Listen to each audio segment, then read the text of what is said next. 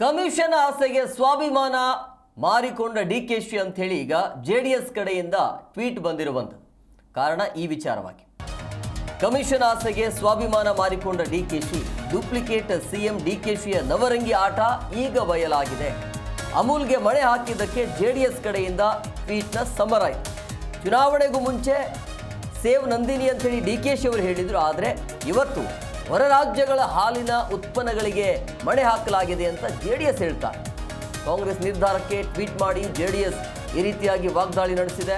ಚುನಾವಣೆಗೂ ಮುಂಚೆ ಸೇವ್ ನಂದಿನಿ ಅಂತ ಹೇಳಿಬಿಟ್ಟು ಕನ್ನಡಿಗರ ಆತ್ಮಗೌರವ ಮಾರಾಟಕ್ಕಿಲ್ಲ ಅಂತ ಪೊಂಗಿ ಬಿಡ್ತಿದ್ದ ಡಿಕೆ ಶಿವಕುಮಾರ್ ಕಮಿಷನ್ ಆಸೆಗೆ ಇಂದು ಹೊರ ರಾಜ್ಯಗಳ ಹಾಲಿನ ಉತ್ಪನ್ನಗಳಿಗೆ ಮಣೆ ಹಾಕಿದ್ದಾರೆ ಅಂತ ಜೆಡಿಎಸ್ ಟ್ವೀಟ್ ಮಾಡಿ ವಾಗ್ದಾಳಿಯನ್ನು ನಡೆಸಿದೆ.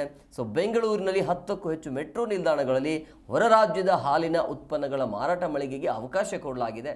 ಈ ವಿಚಾರವಾಗಿ ಸುದೀರ್ಘವಾಗಿ ಜೆಡಿಎಸ್ ಕಡೆಯಿಂದ ಬಂದಿರುವಂಥ ಟ್ವೀಟ್ ಇದು. ಕಮಿಷನ್ ಆಸೆಗೆ ಸ್ವಾಭಿಮಾನವನ್ನು ಮಾರಿಕೊಂಡಿದ್ದಾರೆ ಡಿಕೆಶಿ ಅಂತೇಳಿ.